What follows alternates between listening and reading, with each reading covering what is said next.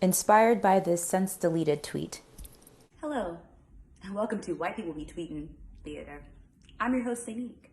In today's story, we uncover a tale of unrequited love and unrequited politics in the nation's capital. Glasses for effect. I went into DC last night to visit a girl I've been seeing. I met her from a dating app. Due to the fact that bars are shut down, it's hard to meet people. As she's on top of me, she starts kissing me, looks me in the eyes and asks, "You didn't vote for Trump, did you?" I stared back at her for a brief moment, politely peeled her off of me. Okay, he's polite.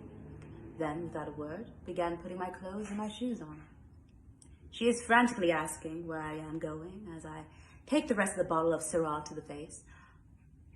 Okay, I think he means he took the rest of the bottle of Syrah, like, he took it to the head. Like, I took it to the head, like, you're gonna drink all of it. Because if you're taking it to the face, it's like, go, go, go, go, go, like the bottle, and that's weird.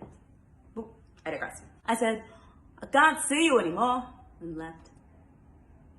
On the journey home, I take the most beautiful road in the country, George Washington Memorial Parkway. Okay, I'm from DC. It's a nice road. I'll admit, it's very lovely. The most beautiful road in the country, however, disagree, but to each his own. Right to the bank of the Potomac. For those familiar, there are many scenic overlooks on this road. I had an insatiable desire to stop and enjoy the brisk December evening.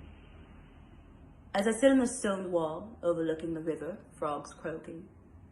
Okay, nigga, you've never heard a frog croak in DC. That's bullshit. I don't care. You could be all up in Rock Creek Park. There's tons of parks in DC. You don't hear frogs croaking. You don't even hear like birds chirping. It's a wasteland, truly is. Washington Monument peering over the trees in the distance, DC lights illuminating the sky, I became overwhelmed with emotion. I gazed at Washington's monument. While I sit on his road, overlooking his city, eyes glossy, I contemplate the state of this country. How in God's name did we reach this point? What did Washington think? Not much. Famously dead. I looked to the sky for answers, for a sign, something. Lo and behold, the biggest shooting star I've ever seen slices through the midnight sky. Lots of light pollution in DC, so very unlikely that you saw a shooting star. I would suggest you probably saw a plane, probably leaving Reagan National, maybe coming in, but not a shooting star. But, you know, as a kid, I used to think they were shooting stars too. I was stupid. I am not a religious man, but this is the closest I've ever felt to God. So I gave prayer a chance for the first time since I was a child. I asked God what it is that I am expected to do. My business is crippled. My people are persecuted. My country is tainted with corruption. That's true. There's lots of corruption. Not for the same reasons, I think. I think we disagree on what is corruption, but there's corruption, yes.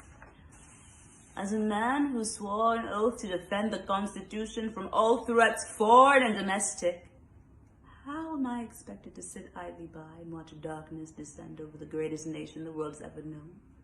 My country. Washington's country. At that moment, I was given the gift of sight, vision.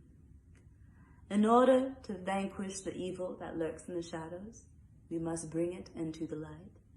Simply eliminating a formless entity without the people knowing they existed does not protect the future from the same fate.